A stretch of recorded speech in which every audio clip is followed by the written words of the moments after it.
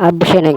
አዳዲስ ዜና እንደርሳችሁ በላክ ጀመር። 9 ቢሊዮን ብር የሚያስወጣው የጠቅላዩ የጠፈር ጉዞ መቼ?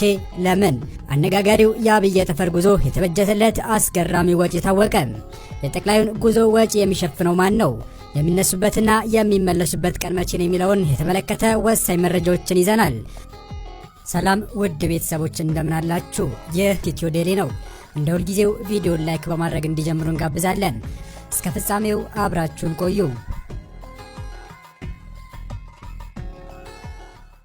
ጠቅላይ ሚኒስትር አብይ አህመድ ወደ ጠፈር ሊጓዙ ነው የሚለው መረጃ በመሰረት ሚዲያ በኩል ከተዘገበ በኋላ ጉዳዩ ትልቅ መነጋገሪያ ሆኗል። የዜና ምንጩ እንደሚለው ጠቅላይ ሚኒስትር አብይ አህመድ ወደ ጠፈር ሊጓዙ መሆኑ ያረጋገጠ ሲሆን የጉዟቸው ምክንያት ደግሞ ሰላምን ለዓለም ለማወጅ እንደሆነ አክሏል። መሰረት ሚዲያ ባወጣው መረጃ መሰረት ጠቅላይ ሚኒስትር አብይ አህመድ ወደ ጠፈር ለመጓዝ ማቀዳቸው የተገለጸ ሲሆን የጉዞ ዋና ዓላማ ጠፈር ላይ ሆነው ለዓለም ሕዝብ የሰላም መልእክት ለማስተላለፍ እንደሆነ ተጠቅሷል። ዘገባው ይህ ጉዞ ከተሳካ ጠቅላይ ሚኒስትሩ ወደ ጠፈር የተጓዙ የመጀመሪያው የዓለማችን መሪ እንደማያደርጋቸው አመልክቷል። ወደ ጠፈር የተደረጉ የቅርብና የሩቅ ጉዞ ታሪኮችን ስንመለከት በዓለም ታሪክ ወደ ጠፈር የተጓዙ ሰዎች ቁጥር 721 ሲሆን አብዛኞቹ የጠፈር ተመራማሪዎች ናቸው። በቅርብ ዓመታት ውስጥ ግን አንዳንድ ሰዎች ከፍተኛ ገንዘብ በመክፈል ለቱሪዝም ዓላማ ወደ ዝቅተኛዋ ምድር ምህዋር ቢጓዙም አንድም የሀገር መሪ በጎብኚዎች ዝርዝር ላይ ስሙ አልሰፈረም።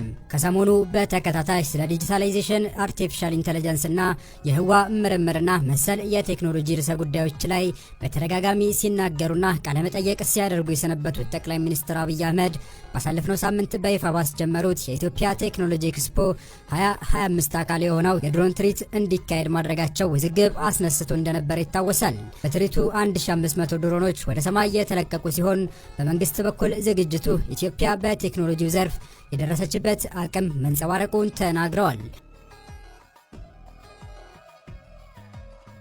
ይህ ትርኢት ከትዕይንትነት ባለፈ ኢትዮጵያ ለሀገራዊ ብልጽግናና ለአፍሪካ ትስስር ያላትን ጠንካራ አቋም ያሳየችበት ሲል መንግስት ባወጣው መግለጫ እንዳስታወቀው የምሽቱ የድሮን ትዕይንት በአፍሪካ ትልቁ የድሮን ትዕይንት ሲሆን ኤክስፖ የሳይበር ደህንነት፣ አርቲፊሻል ኢንተለጀንስ፣ ፋይንቴክ፣ ስማርት ሲቲና የቴክኖሎጂ ትምህርትን መሰረት ያደረገ 5 የትኩረት መስኮችን የያዘ ነውም ተብሎ ነበር። በ2025 የኢትዮጵያ ቴክኖሎጂ ኤክስፖ ማስጀመሪያ ዝግጅት ላይ ከ1500 በላይ ድሮኖችን የተሳተፉበት አነጋጋሪ የሆነ ደማቅ የምሽት ትርኢት ባሳዩ ማግስት የድሮኖቹ ወጪና ተያይዞ የተነሳው የውዝግብ አቧራ ሳይሰክን በሌላ አነጋጋሪ ጉዳይ ተከስቷል።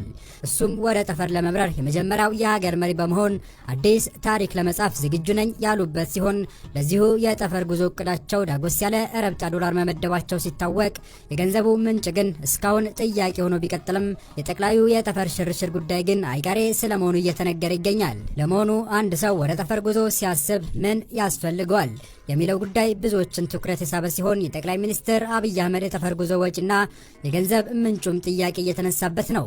ዓለም አቀፍ የጠፈር ማዕከል ISS ወይም ኢንተርናሽናል ስፔስ ስቴሽን መረጃ እንደሚያመለክተው አንድ ሰው በመደበኛ መንኮራኩር ወደ ጠፈር ደርሶ ለመመለስ የሚያስችል አንድ ጉዞ ምን ምን ነገሮች ይይዛል፣ ምንስ ያስፈልገዋል የሚለውን ስንመረምር በመጀመሪያ ደረጃ ጉዞው ከመሬት ከ6 እስከ 24 ሰዓት የሚፈጅ ሲሆን ወደ ጠፈር የሚጓዘው መንኮራኩር በጠፈር ላይ ተረጋግቶ ቦታ ይዞ ለመቀመጥ በመጠን አነስ የሚሉት ወይም አነስተኛ የሚባሉት መንኮራኩሮች ከ8 እስከ 10 ቀናት ሲፈልጉ በመጠን ከፍ ያለው ትልቁ መንኮራኩር ደግሞ እስከ 1 ወር የሚደርስ ጊዜ እንደሚያስፈልገው የዓለም አቀፍ የጠፈር ማዕከል ማብራሪያ ያመለክታል።